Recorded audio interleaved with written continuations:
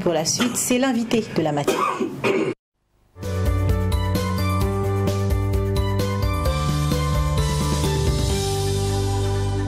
L'homme que nous recevons, c'est Ablassé Ouedraogo, diplomate, économiste, et il a eu donc plusieurs postes de responsabilité au niveau des Nations Unies, et il a également été ministre des Affaires étrangères du Burkina Faso, et puis aujourd'hui on parle de son passage au niveau de l'Organisation mondiale du commerce. Bonjour Monsieur Ouedraogo. Bonjour Madame Nia, bonjour Madame Dioma, et bonjour Monsieur Ouattara. Bonjour et bienvenue. Comment ça va ce matin? Je suis réveillé. D'accord. Alors, on parle de votre passage à l'OMC de 1999 à 2002. Vous avez donc été le premier Africain à être directeur général adjoint de l'OMC. Alors, brièvement, pour faire la jonction avec ce que je faisais au pays, après avoir quitté donc le gouvernement, le président Compaoré m'a nommé conseiller spécial avec rang de ministre.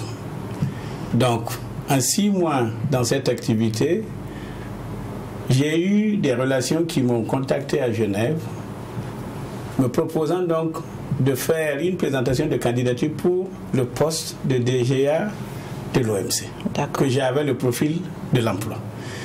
Donc j'ai obtenu l'autorisation du président du Faso pour présenter ma candidature, et c'est allé très vite.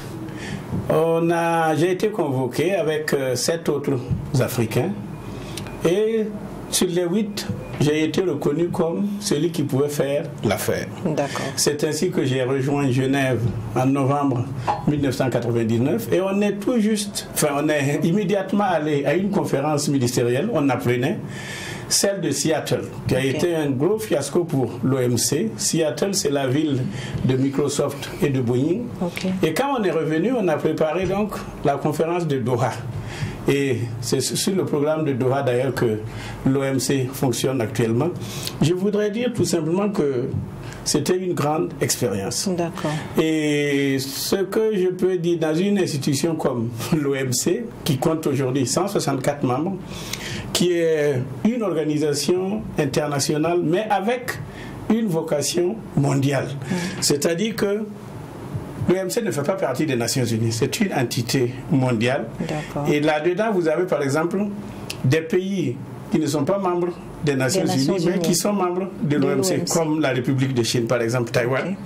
Et l'OMC, c'est le fruit de la négociation. Et tout ce que l'OMC fait, c'est sur la base de négociation.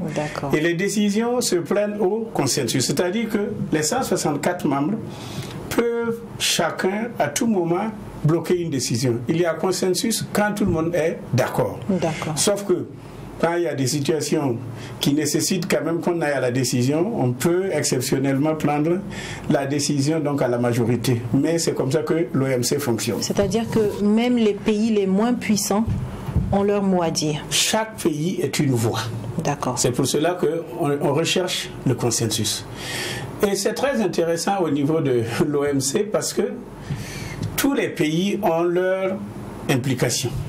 Et quand moi je suis arrivé en novembre 1999, la difficulté à laquelle j'ai été confronté, c'était l'inexistence de l'Afrique à l'OMC. Quand on allait au Conseil général, et le Conseil général, c'est la réunion de tous les ambassadeurs représentant leur pays auprès de l'OMC.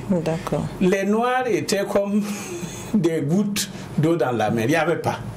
Donc j'ai dû travailler auprès de tous les chefs d'État africains, ceux qui n'avaient pas encore de mission permanente à Genève, comme le Burkina Faso d'ailleurs, à ouvrir des ambassades. Et aujourd'hui, je suis content d'avoir réussi cela, mais j'ai été beaucoup appuyé. Alors je dirais que quand je suis allé pour le test, le Burkina Faso n'avait pas de mission permanente à Genève. Dans ma carrière de ministre des Affaires étrangères, j'ai quand même un carnet d'adresses. Et quand je suis arrivé, c'est l'ambassadrice d'Égypte qui m'a accueilli, accompagnée par l'ambassadrice du Gabon et l'ambassadrice de France. D'accord. Donc ils m'ont donné l'encadrement nécessaire, ils m'ont indiqué les personnes que je devais voir avant d'aller donc aux entretiens, aux tests. Et je peux dire que ça a été utile, mon passage aux affaires étrangères pour ma personne. D'accord, Émilie. Et comment avez-vous accédé à ce poste de directeur général adjoint à l'OMC? Comme je dis, le poste était ouvert. Je n'étais même pas au courant. C'est mon ami Morjane, qui était l'ambassadeur de Tunisie à Genève, on était ministre en même temps, qui m'a appelé. Et ce jour, j'allais au village. J'ai pris la communication, mais je ne l'entendais pas. Il me dit, écoute, Ablassé fait tout pour m'appeler avant la fin de la journée. Donc, je retourne précipitamment à Ouaga, je l'appelle, il me dit, écoute, obtiens une autorisation de ton gouvernement pour te présenter comme candidat pour le poste de DGA. Donc, j'explique à qui de droit, on fait la lettre, et puis, la chance que j'ai eue, j'avais mon assistant, M. Bamouni, qui était aux affaires étrangères avec moi, qui allait à Genève sur mon... Comment on appelle ça? Je lui ai suggéré, parce qu'il y avait des postes à l'Organisation de la Migration et à l'OIM. Et je lui ai dit, tu prends le dossier, quand tu arrives à Genève, le taxi qui te prend, tu vas directement à l'OMC et tu demandes à déposer le courrier au cabinet du directeur général. C'était M. Mike Moore à l'époque, un néo-zélandais. Donc, avant 16h, heure de Ouaga, j'ai reçu un coup de fil du cabinet du DG. Est-ce que vous êtes prêt à venir immédiatement à Genève pour les interviews? J'appelle le secrétaire général de la présidence, c'était à l'époque Ouattara, qui a été président de l'Assemblée nationale. Vite, il me donne donc l'ordre de mission, tout. Et je débarque, pas dans les prochaines 48 heures à Genève. Et c'est comme ça qu'après les interviews, après les tests, j'ai été déclaré, donc on était 8 candidats et j'ai été retenu. D'accord. Et la suite, c'est très simple. Quelles étaient vos attributions précises? J'ai eu la chance. Vous avez eu beaucoup de chance. Oui, non. Comme je dis à tout le monde, dans cette vie, il ne faut jamais désespérer. Chacun a son destin. Il faut un peu accompagner avec du travail. Et Dieu fera le reste. Alors quand je suis arrivé, comme j'étais ministre des Affaires étrangères, j'avais quand même un plus par rapport à mes collègues. Et j'avais notamment 2 portefeuilles qui m'intéressaient. Les relations de l'OMC avec les partenaires et puis les finances. C'est ainsi que dans les relations de l'OMC avec les partenaires, j'assistais à toutes les réunions que le secrétaire général des Nations Unies d'alors, Kofi Annan, organisait avec les autres chefs d'agences comme la FAO, M. Diouf, comme l'UNESCO, le BIT. Donc, ça m'a permis de très vite comprendre comment le système international fonctionnait de l'intérieur. De l'extérieur, je savais, comme j'ai été fonctionnaire du PNUD, j'avais une idée.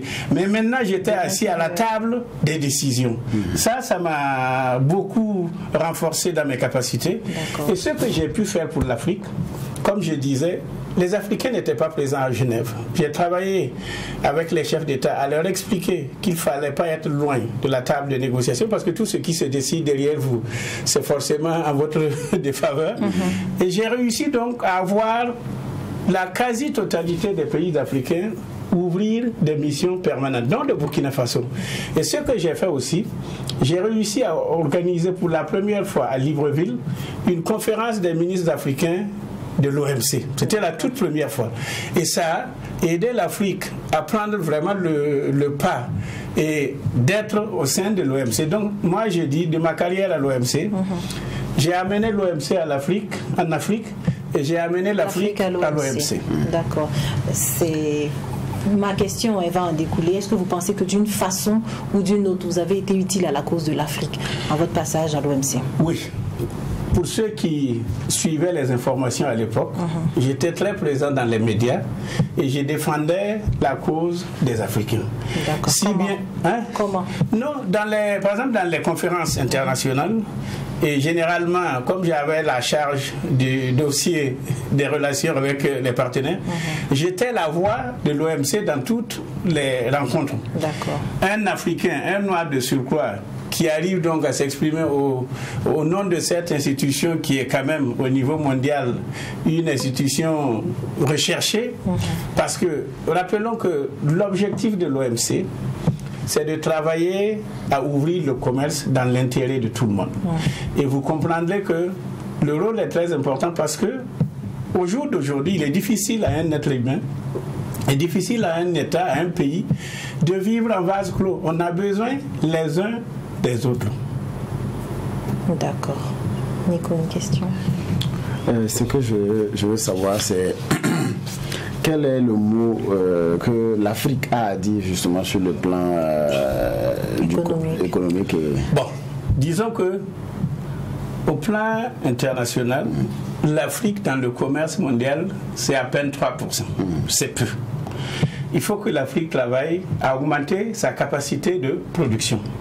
Si vous retenez, si vous vous souvenez, on a créé ce qu'on appelle la ZLECAf, la zone de libre-échange en Afrique.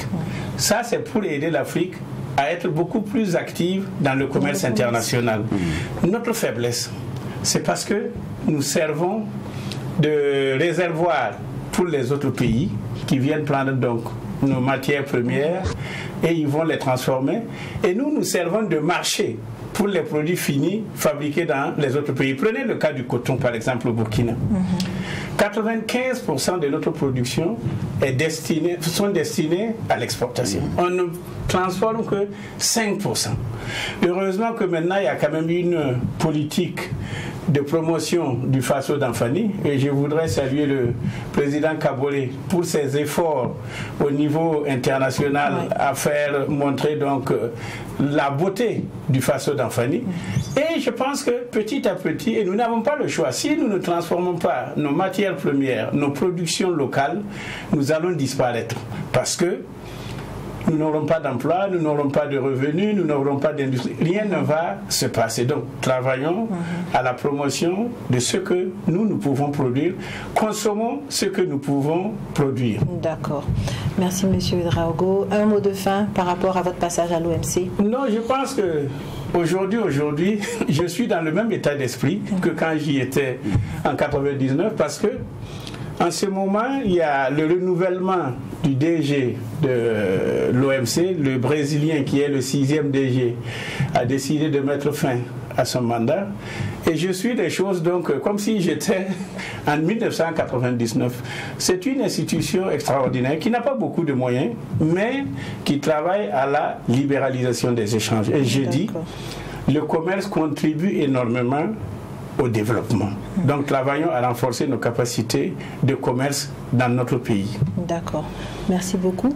Merci d'être passé sur ce plateau. On sera avec M. Ouedraogo demain et après-demain. On parlera de l'agence Zodo internationale et puis on parlera également de lorsque M. Ouedraogo était député. Je suis à votre disposition. D'accord. Mais nous parlerons aussi des médiations. D'accord. Des médiations, c'est beaucoup plus important à comprendre comment on fait une médiation. Qu'est-ce qu'on risque en allant à une médiation? Surtout qu'autour du Burkina Faso, en ce moment, il y a beaucoup de choses qui se passent. Et d'ailleurs, nous aussi, nous avons traversé une période de médiation à la fin de 2014, quand on négociait pour la charte de la transition. Les Nations Unies, l'Union africaine nous ont envoyé donc des experts, des collègues à moi à l'époque. Et j'expliquerai tout ça. D'accord. Et puis on va parler de la contribution que M. Ouedraogo peut apporter au Burkinabé dans le domaine du commerce. Je suis là pour vous, madame. Il n'y a pas de problème. Voilà, c'est tout pour la matinale de ce jour. On va